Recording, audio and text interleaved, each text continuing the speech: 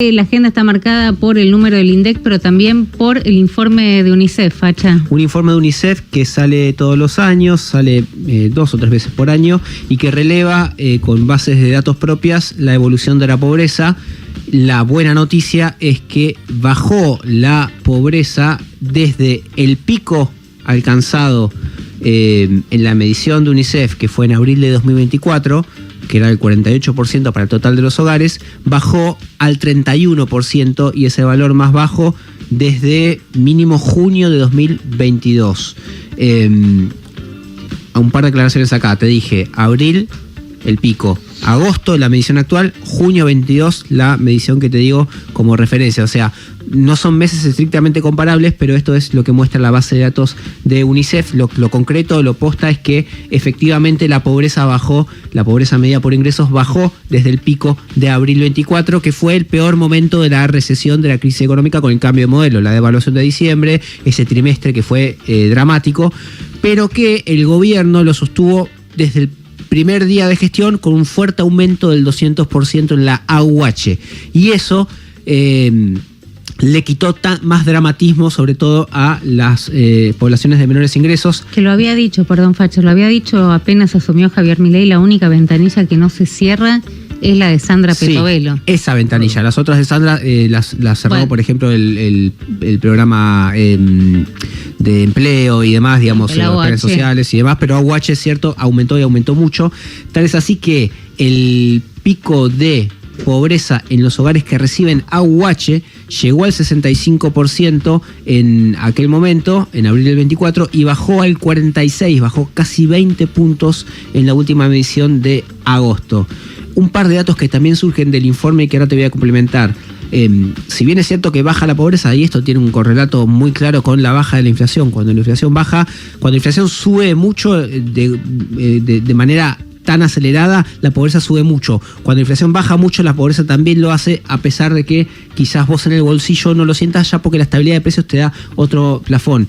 Pero hay acá una cuestión que hay que monitorear, que venimos contando, que es que, si bien es cierto que baja la pobreza, aumenta mucho el endeudamiento de las familias para financiar gastos corrientes. Todo el tiempo. Y esto también surge del informe de UNICEF, que relevó que la cantidad de familias endeudadas con tarjetas de crédito, bancos, prestamistas o ANSES pasó del 23% al 31% en un año, y si a eso le sumás los que toman un crédito fintech, que es lo más fácil del mundo, entras por el celular, pones clic en tu billetera y te dan un crédito a tasas usureras, pero te dan un crédito al fin, la proporción de familias endeudadas llega al 45% del total de la muestra. O sea, es un montón. Casi la mitad de las familias acuden a estos préstamos no para crecer, para comprarte un auto, una tele, ni hablar de una casa, sino para pagar el supermercado, para pagar las cuentas, para llegar a fin de mes. Dato adicional, 4 de cada 10 hogares, 4 de 10 se vieron forzados a dejar de pagar algún servicio porque tuvieron que recortar por algún lado. Te lo complemento con algo que publicó ayer EcoGo, una consultora que también sigue lo que es el financiamiento no bancario, entre otras cosas, y ellos relevaron que la mora en los créditos no bancarios está en niveles del 18,4%, es decir, casi 2 de cada 10 créditos se vuelven en impagos.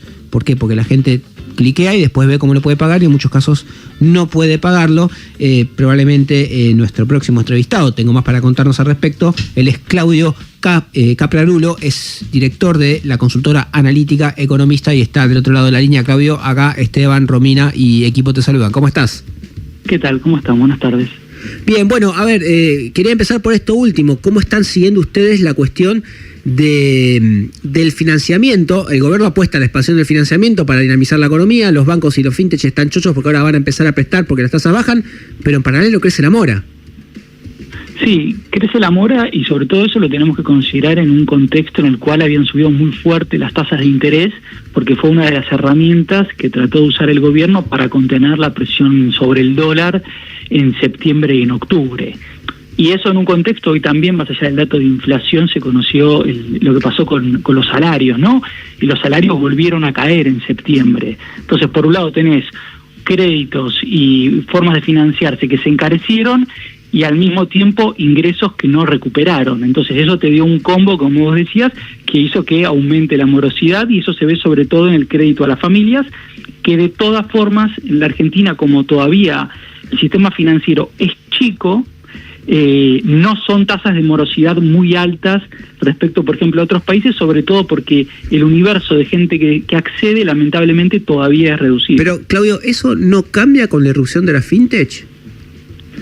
Sí, mejora, pero todavía, al menos cuando uno analiza los datos agregados, lo que es el financiamiento respecto del PBI sigue siendo bajo, y hay mucho todavía para crecer respecto a eso. Claudio, ¿cómo estás? Buenas tardes. Romina Mangel. ¿Sabes qué quería preguntarte? Hoy se conocieron, y parece que están dominando la agenda de la tarde, dos datos muy importantes. Estamos hablando del informe de UNICEF y el dato de inflación.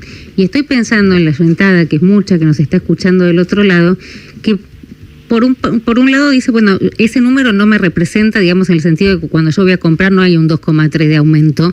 De algún lado apareció, de algún lado se trasladó. Y por otro lado, respecto a los números que daba recién Facha, la verdad es que también muchos de los que nos están escuchando van a decir, che, yo no estoy un poco mejor ni mucho mejor, al contrario, soy parte de ese universo que tuvo que sacrificar un montón de gastos porque ya no los puede hacer. Digo, bueno, ¿cómo decimos, che, no son cifras distorsionadas? Digo, eso. No, a ver, siempre tenemos que tomar en cuenta que el número de inflación que comunica el INDEC es una canasta de precios ponderada, que uno de los problemas que tiene, que de todas formas para mí sigue siendo representativa, pero lo es menos porque está basada en los gastos de los hogares que eran en 2003-2004, ¿sí? Quedó vieja. No se ha actualizado nunca. No se ha actualizado, exactamente. El INDEC viene avisando que ya está trabajando en la actualización por la última encuesta, que es la que se hizo durante el gobierno de Mauricio Macri, pero todavía no se implementa. Por ejemplo, cuando se conoce el índice de precios de la Ciudad de Buenos Aires, sí, ahí está actualizado. Ahora, más allá de eso, obviamente como es un índice ponderado, después cada uno de nosotros tiene una canasta de consumo diferente. Y esto también me parece interesante compararlo, porque nosotros en Analítica armamos todos los meses un indicador que le pusimos el changuito federal, porque lo que tratamos de ver es cómo fue el costo del consumo para la clase media en el supermercado de las distintas provincias argentinas. Entonces ahí cuando lo analizamos vemos que para la clase media obviamente por ahí muchas veces el gasto en el supermercado es mayor porque consume otras marcas y seguramente también porque consume otros productos. Y para darte una referencia, por ejemplo, nos dio en octubre que en Tierra del Fuego aumentó un 5%.